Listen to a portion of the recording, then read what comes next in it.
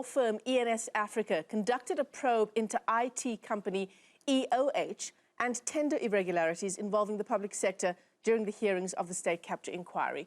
Now, the firm found that millions of rand in donations were paid to ANC officials ahead of the awarding of tenders to that company. Among the irregular payments was 2 million rand for then ANC spokesperson Zizi Kodwa and 2 donations to the late former Johannesburg Mayor Jeff Makubo. Now, Stephen Powell is the Director of Forensics at ENS Afrika. He testified at the state capture inquiry last year, and he joins us this morning to reflect on some of the findings contained in that report. Stephen, good morning. Thanks very much for joining us so early on a Wednesday morning. I don't suppose you've made your way through that 870-odd page report by this morning already. It made for very interesting reading last night. Morning, viewers. Morning. So the link between the ANC, between political parties and funding through corrupt tenders, that's a big theme running through parts of the report.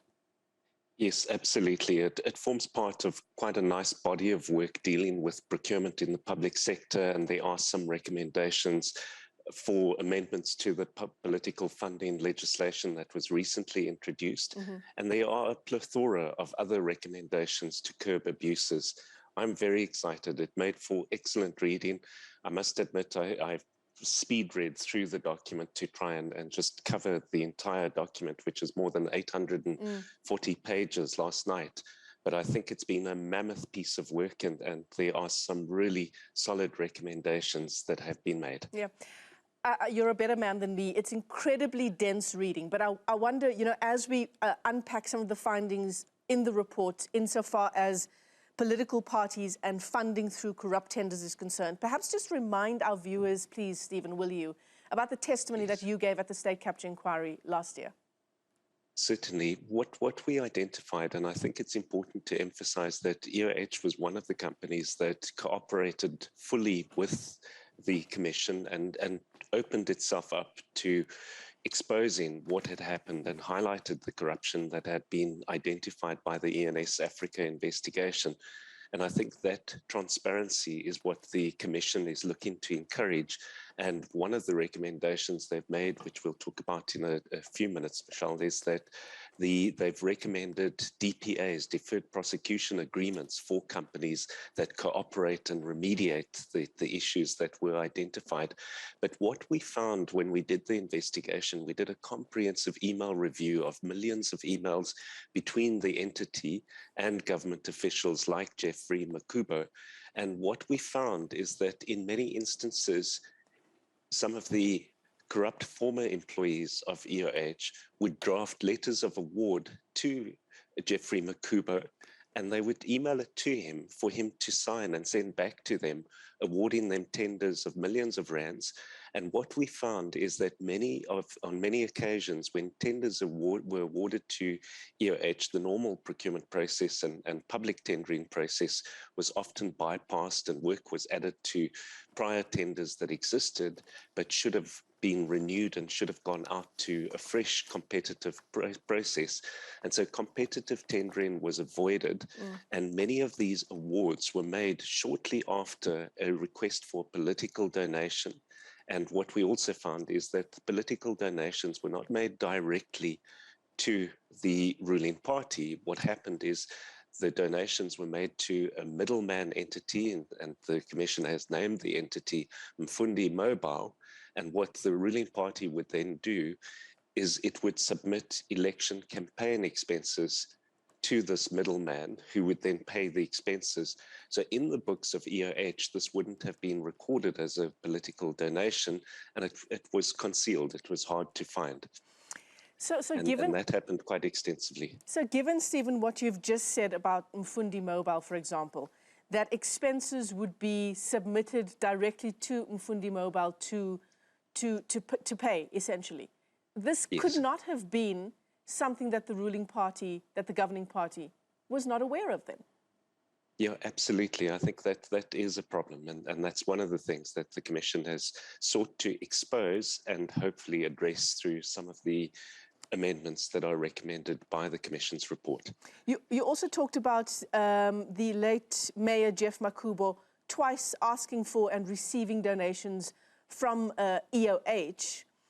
the question that I want to ask you here is, what are the mayor's responsibilities insofar as the awarding of tenders is concerned? I mean, is that normal process for a mayor to sign off on the awarding of a tender?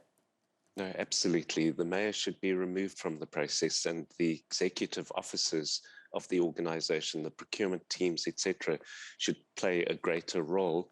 So that in itself was abnormal process. And I think the mayor has passed on, but I think there are a number of exposures of abuses of procurement process and some blatant corruption. And I think one of the things that we also identified was that there were lots of personal payments to the mayor's bank account and the accounts of entities that he controlled.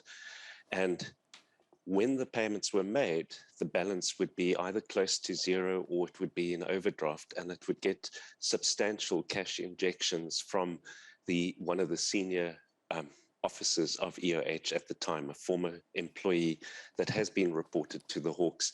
And I think one of the challenges for the NPA, you spoke earlier about the extensive evidence that has been laid before the Commission regarding abuses at the airline, is that a whole range of people have been named by the Commission, and the task of the NPA will be to convert the evidence and complete the investigations and make sure that these people are prosecuted, because what the Commission has done very, very successfully is they've taken the evidence that was led by the various witnesses and they've coupled that to subpoenaing bank accounts to make sure that they had a comprehensive money trail of who received what benefits. And when I read through the report, I was particularly encouraged that they have actually identified money trails and corruption bribes running into millions of rands that end up in the personal bank accounts of some of these board members and various officials that were tasked with procurement roles. Stephen, I want to focus just a little bit more on the awarding of tenders and particularly what your own investigations found. You mentioned just now that something like competitive tendering wasn't done, given relationships like the one between EOH and certain individuals in government. Tell us more about how tender processes,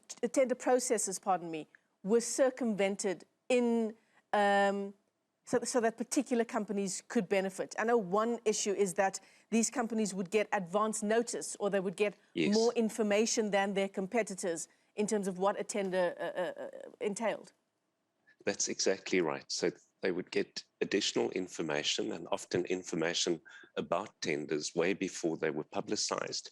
And they would often draft the specifications of the tender for the entity that will be advertising the tender. And that obviously puts them in a privileged position where they can draft the specifications to favor themselves.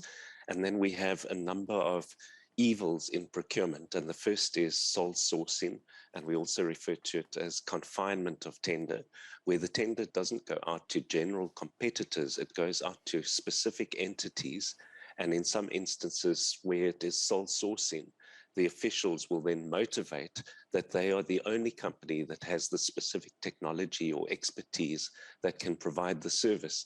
And in that way, you bypass a competitive process, and for a product or a service that should cost 100 million, you can suddenly charge 400 or 500 million.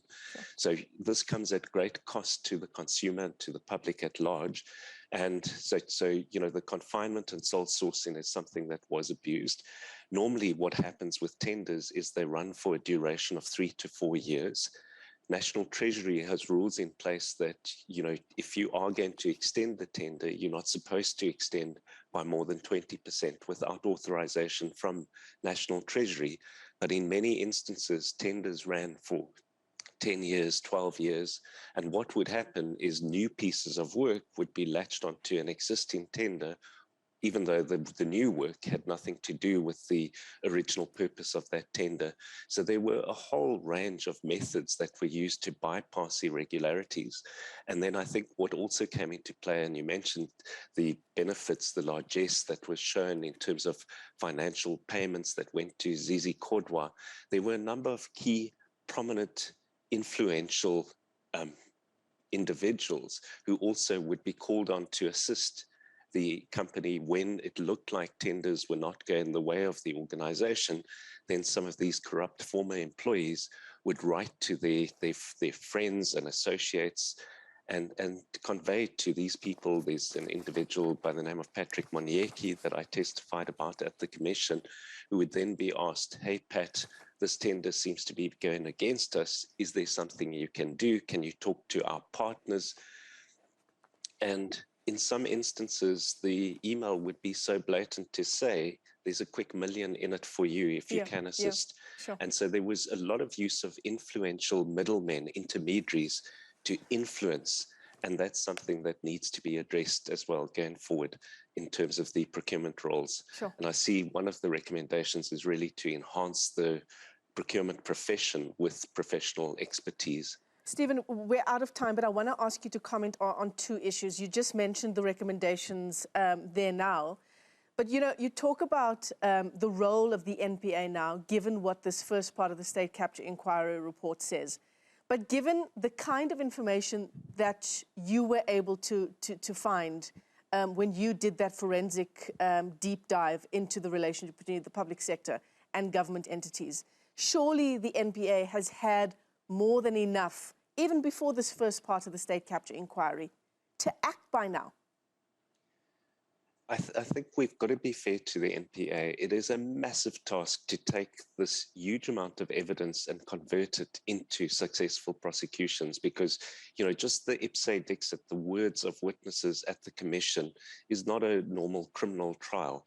And you've got to make sure that you gather the evidence that it will withstand a prosecution and will withstand cross-examination and scrutiny by the court.